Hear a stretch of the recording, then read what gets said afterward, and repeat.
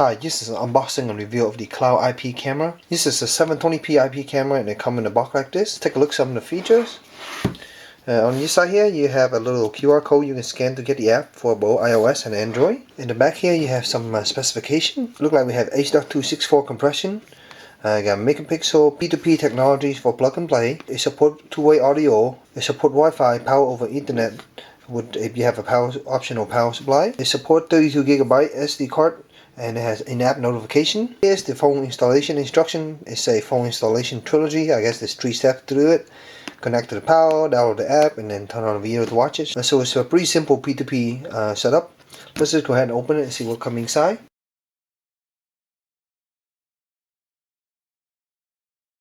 Here. So here we have the little quick installation guide. Some silica. Has some mounting screw here. Have a power supply, wireless antenna, has a little flat tangle-free Ethernet cable, warranty card, and then we have the camera itself in the middle here. We also have a little mounting plate at the bottom. So again, this is everything you get in the box: camera, installation instruction. You have screws here with drywall mount, warranty card, wireless antenna, Ethernet cable, power supply, and then the mount. So beside the installation instruction outside the box, we have a little installation guide here also. Has a product description, explain to you all the product features and all the buttons and everything. You have 1 here, the product description, 2 to connect it in, 3 to download the app, 4 to add the device in the app, and that's basically about it. 5, you also have a WPS installation. So here's the camera itself. As you can see, you have your little light sensor up here, you have your infrared LEDs here. Here's the lens. You have this little base that is elevated off on, and this base doesn't move, but it does rotate, and this head also rotates this direction.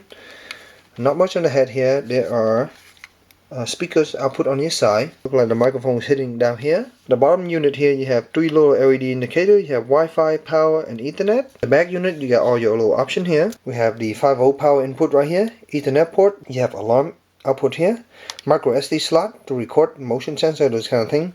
You have in and out for audio. You have a function button, not sure what it's for, and then you have the antenna, which is cap up right now. So if you don't use Wi-Fi for this guy, you can just leave that cap in there. So setting up the camera was a relatively pretty easy process. All you have to do is go to the App Store. It has iOS and Android app. Another quick way to get to those apps is by scanning this QR code here. The first time you launch the app, it's going to ask you to register for an account if you want to. You basically want to register an account so that you can basically get dynamic DNS, and it will set up all the information for you so you can easily access the webcam from the internet with no crazy setup. After that, you basically have the option to add a device. At that point, you can basically type in the device ID, which is located at the bottom of the camera, or you can use the QR button here to basically scan the QR code. So when you set up everything, this is what you get. You get basically, right now I have 1 camera, and then here you have the option here. You can click here, you can pick the different resolution, you can add more device, also that plus button also do the same thing, and you have setting. So if you go to setting, you basically have a different ringtone here. I think this is for notification. If you go back here, you have basically sound, vibration, there you go, notification. You have the video buffer time in here, which you can set for a variety of different settings here. You have admin password, guest password, the software version, and you can clear the cache on this app here. So right now, this is what the camera look like. In my living room, the light is currently off, so it's dark at night, and the infrared automatically can come on, so it can give you an idea what it look like. Up top here you have the transfer rate. Right now it's 2260 kilobit per second. It's default to basically 720p. So you have these, you can swipe left and right here. As you can see, there's a small little delay, but when I swipe it, the camera will basically move, and you can kind of see. And you can also go up and down, of course. There we go, up and down, just like that. And the more you swipe, the more it goes, and you can see the kilobit rate here changing. So if you go to setting, under setting, here are some more options. So basically you have about, show you the software version and everything. You have nickname, you can name your camera, called living room right now. You have the password you can set. You have the network setting. Right now I'm using the LAN cable, so you can also set up as a client using the wireless. You also have here on-screen display, currently is on right now, so it's showing display day in text and time. So here in the SD card, it shows that there's a SD card mounted, there's a capacity, and these are some of the things that you can see here. You can set, it's enabled right now. You have motion sensitivity.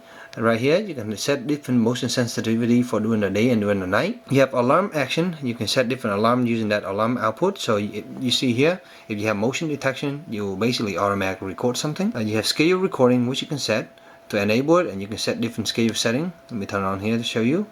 And there you go, 24/7. We have a different schedule here, schedule 3, schedule 4, schedule 5. So 5 different schedules. You have system in here. You can do a system update if there's a new firmware available. You have other setting here, which to let you set the microphone. You can flip the picture, set the frequency of the power, and finally you have the lead camera. Here, as you can see, you get the picture in landscape, and it's a lot bigger. So right now I unmute it, and you can kind of hear the background, but it's not much noise outside, so it's pretty quiet. I noticed that when I have the microphone on and the speaker on, there's a little bit of echo. Even though it's a two-way audio, if you turn the microphone and the speaker on, they kind of reverb and kind of echo out. You also have a picture here to take pictures, and you can see here, when you take a picture, it does a vibration and it saves the picture. As you can see, now it's blinking red to show that it's recording, and you can stop it by pressing it, and it will also have a video save. Here you have the different setting for basically the image. You can set the brightness or the contrast.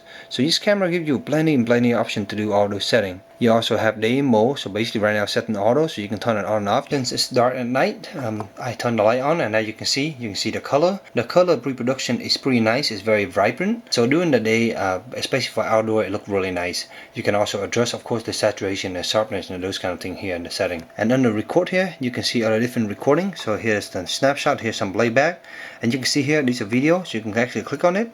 There we go, it's 8 seconds of this, so it's gonna play. Another way to access this camera is via your web browser from your home.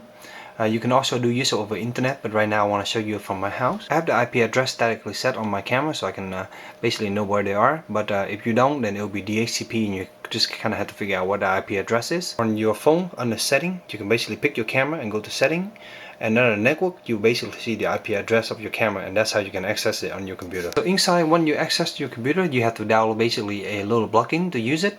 But when you have that installed, it works pretty well. I have Chrome here, and you can see here, now I see my pictures, and I can move it around using this little control down here. Here I can change the brightness setting, contrast, saturation, sharpness, and then the mode, you can basically click here, day, night, or auto.